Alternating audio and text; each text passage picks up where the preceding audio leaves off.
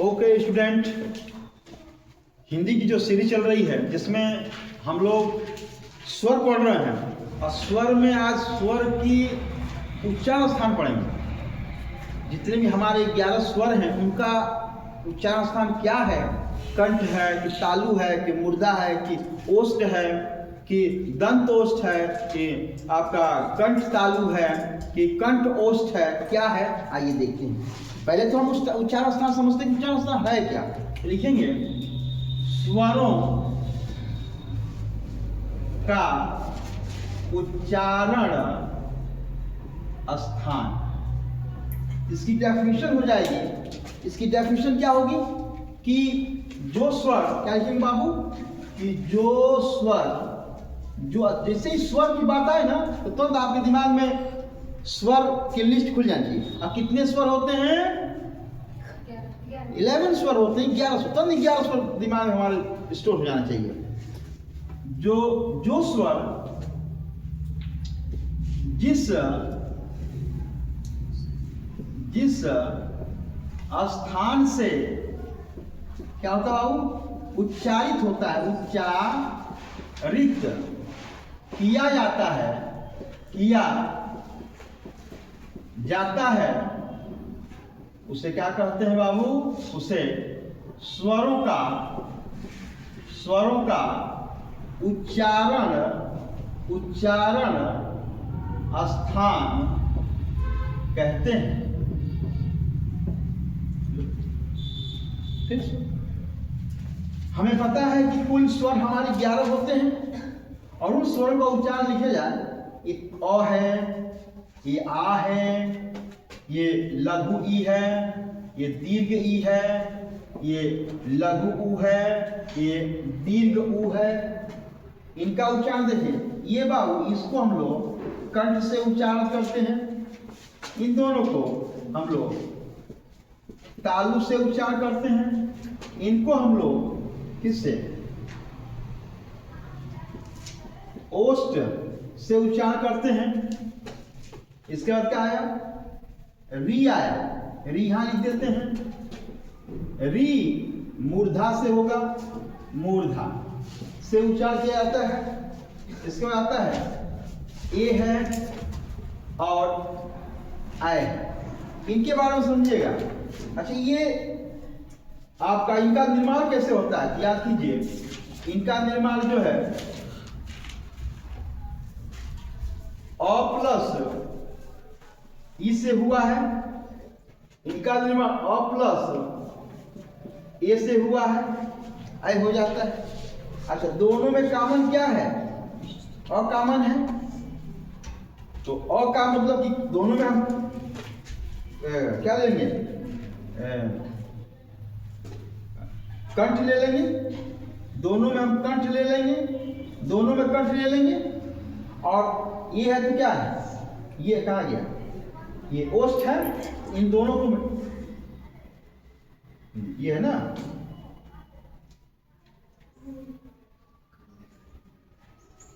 ई है ना, ई है तो कहाँ हो जाएगा बाबू? ये कंठ इसका आ जाएगा और तालु हो जाएगा, तो कंठ तालु हो जाएगा।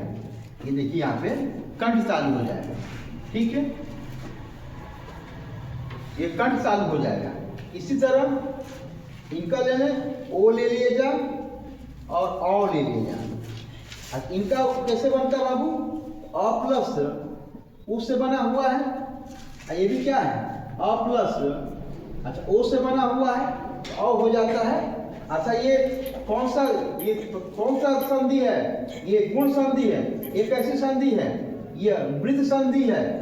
तो संधि की वजह संधि पढ़ेंगे कि ये देखिएगा, इनमें क्या हो जाएगा? इसमें अ आ जाए, इसका मतलब कि कंठ होगा, और उ दिया हुआ है, इसका मतलब उ क्या? ओष्ठ, तो कंठोष्ठ हो जाएगा। क्या हो जाएगा? कंठोष्ठ।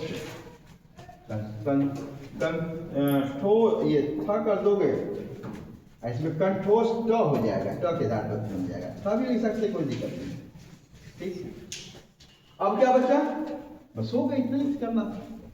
ठीक है, देखिए 1 2 3 4 5 6 7 8 9 10 11।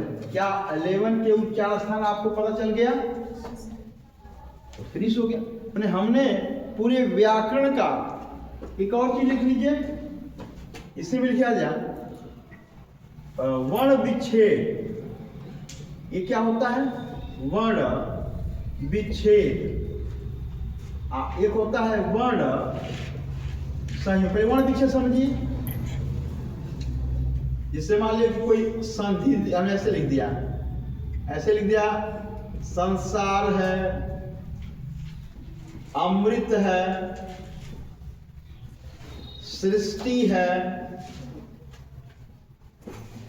ट्रक है, ट्रैक्टर है, ट्रैक्टर है, क्या है? ट्रैक्टर, ये है ट्रैक्टर है। अब बताइए, इसका हमको वर्ण विच्छेद करना है, तो बताइए कौन बताएगा? बताइए इस पे। तो सहलंत होगा। इस पर क्या मात्रा है? मात्रा अनुस्वार है प्लस स है, हलंत होगा। मतलब इसमें क्या होता है? स्वर और वर्ण को क्या वर्ण, जो वर्ण होते हैं उनके जो स्वर होते हैं और व्यंजन उनको अलग कर दिया जाता है, वर्ण विच्छेद कराता है। ये हो जाएगा, ये आ दिया हुआ है, फिर ये र हलंत, इसके बाद ये हो गया आ।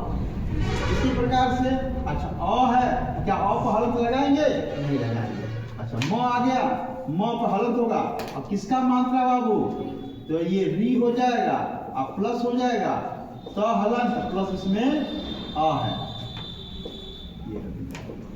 इसी सृष्टि का ये स हलंत प्लस री हो जाएगा प्लस ये देखिए स हलंत, ये मूर्धन्य स, फिर आपके ये ट हलंत, उसके बाद क्या होगा? उसके बाद आपका ये आपका लघु ई आ जाएगा। ओके, ये हो जाएगा। इसके बाद देखिए ट हलंत प्लस ये किसका मात्रा है? ये पदेन का मात्रा है ना, पदेन का, पदेन की मात्रा लिखेंगे, ऐसे बना सकते हैं, ऐसे यहाँ से बना देंगे, ठीक है। अब प्लस हो जाएगा क हलंत, अब प्लस क्या हो जाएगा? अ हो जाएगा। इसी प्रकार से ट हलंत अब प्लस, अच्छा इसमें देखिएगा ये भी मात्रा है और इसमें ए की भी मात्रा लगी हुई है। क्या इसमें? तो ए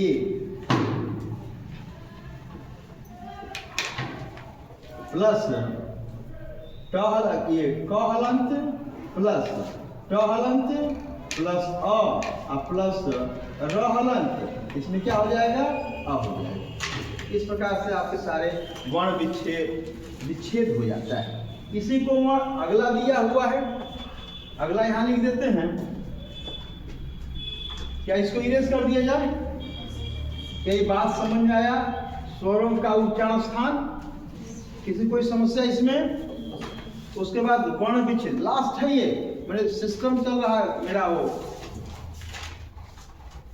जो स्वरों का जो कॉन्सेप्ट जो खत्म होना है, थोड़ा सा एक दो भी बता दिया जाए, क्योंकि आप बच्चों को जानना जरूरी है। अब कल हम अगला टर्म में हम लोग व्यंजन पढ़ेंगे, ठीक है। तो व्यंजन के लिए क्या इसको इरेज करें बाबू? इसको इरेज कर देते हैं। अब इसलिए वर्ण संयोग आता है। अब वर्ण संयोग क्या होता है? वर्ण संयोग क्या है? यहाँ लिखेंगे वर्ण संयोग। मतलब ये रहा बाबू कि ऐसे दिया है, जैसे मान लो कि सृष्टि दिया, मान लो सृष्टि, अरे सॉरी ऐसे लिखा रहेगा सहलंत प्लस ई हो गया प्लस ये मूर्धन्य स हो गया प्लस ये आपका ये ट हलंत हो गया प्लस ये आपका लघु ई हो गया। अब इसको देखना होगा, तो कैसे? यहाँ से करेंगे, फिर इसको मिलाएंगे। ये स्वर है, इसके साथ चिपक जाएगा तो सी हो जाएगा। ये आधा है, इसको आधा कर देंगे। ये ट है, ट को पूरा लिखने के लिए। लेकिन कभी भी ध्यान देगा, कभी भी यदि हमको ये किसका मात्रा है? लघु ई है ना, छोटी की मात्रा लगेगी। तो अब यहाँ से मात्रा ऐसे नहीं लगाएंगे, यह मात्रा गलत है। हाँ, लगाए कहाँ से? कभी भी आधा होना, इसको आधा को ले लिया जाता है। ये